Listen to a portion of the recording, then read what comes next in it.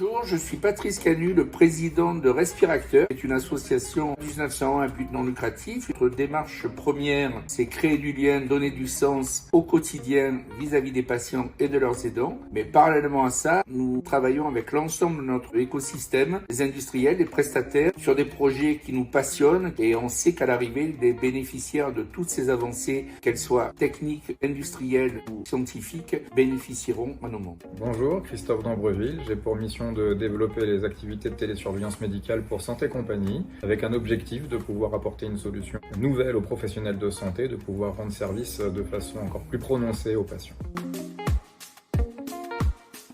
La télésurveillance, c'est simplement un allié de plus dans le combat que doit mener un patient atteint de pathologies chroniques, qu'elles soient respiratoires, que ce soit des apnées du sommeil. Pour moi, c'est un allié qui, au quotidien, va venir m'épauler, va venir me décharger d'une partie émotionnelle, mais aussi me décharger d'une partie savante, c'est-à-dire est-ce que j'ai bien dormi, est-ce que mon sommeil est réparateur, est-ce qu'il n'est pas réparateur. C'est l'œil de Moscou qui permet d'informer mon professionnel de santé d'éventuelles dégradations de la qualité de mon sommeil, de ma qualité donc respiratoire.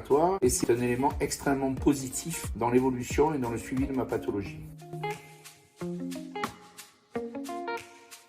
En fait, je suis un long patient BPCO qui a très rapidement été détecté comme faisant des apnées du sommeil. Donc pendant 13 ou 14 ans, j'ai dû être équipé en PPC. Puis il y a 4-5 ans, on m'a équipé en VNI. Lors de mon équipement en VNI, j'ai découvert la télésurveillance avec tout ce que ça impliquait de solutions cachées, on va dire, puisqu'il y a une partie que je connais, mais une autre partie qui est réservée, qui est prioritairement adressée aux professionnels de santé. Et donc, c'est à l'occasion de la mise en place dans ma vie de la VNI que j'ai découvert les vertus et les bienfaits de la télésurveillance. J'ai bénéficié de la télésurveillance lors de la mise en place d'un équipement VNI dans ma vie, puisque l'évolution de ma pathologie a fait que je suis passé de PPC vers des systèmes ventilatoires un peu différents. Et c'est à ce moment-là que j'ai bénéficié et découvert la télésurveillance. Je fais partie d'une génération où avant, c'est vraiment le Moyen-Âge, c'est-à-dire qu'avant, il n'y avait pas grand-chose à tous les niveaux, il n'y avait pas grand-chose dans les traitements, il n'y avait pas grand-chose dans les recommandations d'activité physique adaptée, il n'y avait pas grand-chose dans la connaissance de nos pathologies, elles peuvent être multiples parfois, et donc je dirais qu'avant, il n'y avait rien ou très peu de choses, on était équipés et point final.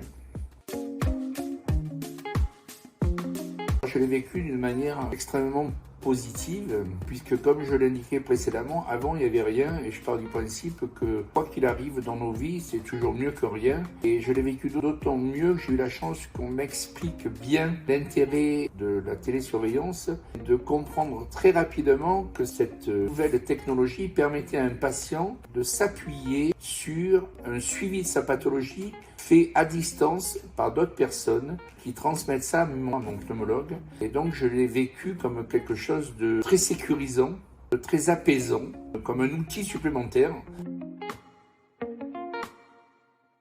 Alors je pense que la télésurveillance, ça change le quotidien en ce sens où le quotidien d'un patient chronique est un quotidien de rappel. C'est-à-dire que tous les matins de notre vie, il y a quelque chose qui nous rappelle qu'on est malade. Concernant les équipements qui nous permettent de dormir la nuit, je le prends de manière extrêmement positive parce qu'en fait, ça va me décharger d'une responsabilité que j'avais avant qui consistait à dire est-ce que j'ai bien dormi? Est-ce que mes constantes sont bonnes? Est-ce que ma saturation est bonne? Depuis que je suis sous télésurveillance, je ne prends plus ma sat le matin. Je pars du principe que s'il s'est passé un incident majeur, il y a la télésurveillance qui va prévenir mon pneumologue, qui lui-même va me prévenir. Et ça, pour moi, je le prends comme un aspect extrêmement positif et, comme je le redis, un allié dans ma maladie. Je suis plus seul à la porter. Effectivement, ça me rassure à plusieurs niveaux, notamment le fait que s'il y a un incident significatif, je sais qu'un professionnel va s'en apercevoir, va prévenir la personne qui me suit et qui me connaît. Donc pour moi, c'est une forme de filet de sécurité, une garantie supplémentaire au dispositif qui me permet de vivre avec une pathologie chronique. Je dirais, moi, quand j'arrive de mes courses et que j'ai 2 packs d'eau à monter, j'ai mon fils avec moi et qui va les monter à ma place, quelque part, il me décharge d'une charge physique, mais aussi d'une charge mentale. Parce que le sommeil peut devenir une charge mentale extrêmement forte. Pour moi, la télésurveillance, c'est comme un allié qui vient m'aider, m'épauler dans mon mieux vivre, dans mon mieux être. C'est une forme de confier à quelqu'un un poids que l'on n'a plus à porter. Alors en fait, c'est pas la télésurveillance qui va rendre mon autonomie plus accrue, c'est simplement le fait de ne pas avoir cette pression ou cette interrogation ou de me dire est-ce que ça fonctionne, est-ce que ça fonctionne pas. La télésurveillance va m'amener une certitude que s'il y avait quelque chose qui se passe mal, mon praticien serait au courant.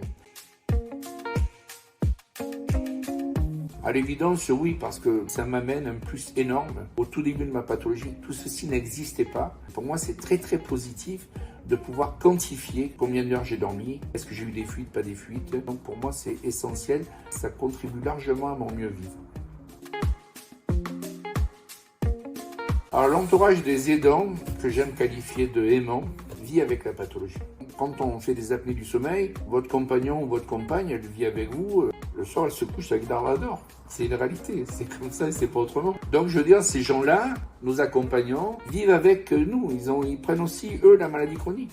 Et ils ont aussi, eux, une charge émotionnelle. Et ils ont, eux aussi, besoin, comme tout un chacun, de pouvoir souffler la nuit. Je pense que le fait de avoir compris que la télésurveillance allait signaler très rapidement aux professionnels de santé le moindre incident, rassure considérablement nos accompagnants et donc forcément ils prennent ça comme une avancée extrêmement intéressante et comme un bienfait dans le quotidien de leur conjoint. Je pense que c'est quelque chose qui est pris très positivement.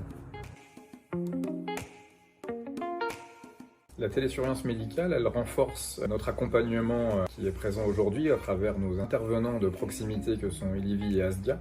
Aujourd'hui, ils réalisent le suivi des patients de façon espacée, de façon prévue. La télésurveillance médicale, elle va apporter un accompagnement plus quotidien, ce qui permettra aux intervenants justement de pouvoir se diriger vers le patient de façon plus proactive. Cela à travers une solution qui s'appelle MHLink, qui a été développée par MHCom et qui permet d'identifier à distance quels sont les événements, les éléments qui pourraient nécessiter un accompagnement plus réactif et de pouvoir être justement plus présent auprès du patient.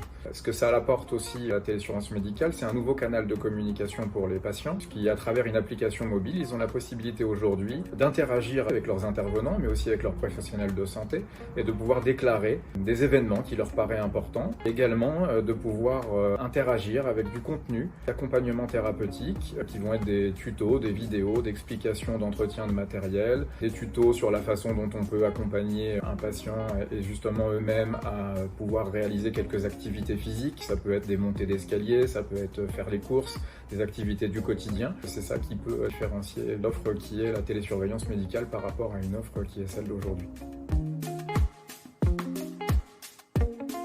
Au quotidien, les répercussions sont déjà très concrètes puisqu'ils nous permettent aujourd'hui de pouvoir alerter les patients quand ils n'ont pas eu l'opportunité d'eux-mêmes détecter des anomalies.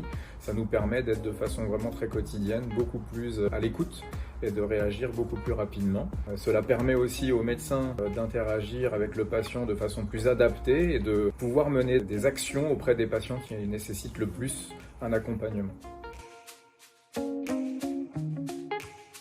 La relation avec les patients est améliorée puisque ça nous permet d'être au quotidien auprès d'eux. Ça se manifeste par de la proactivité de notre part avec des appels téléphoniques et le patient a le sentiment qu'une équipe dédiée est à ses côtés et puisse évaluer s'il a besoin d'être accompagné ou non dans son quotidien de traitement. Ça favorise l'acceptation du traitement et aussi son adhésion.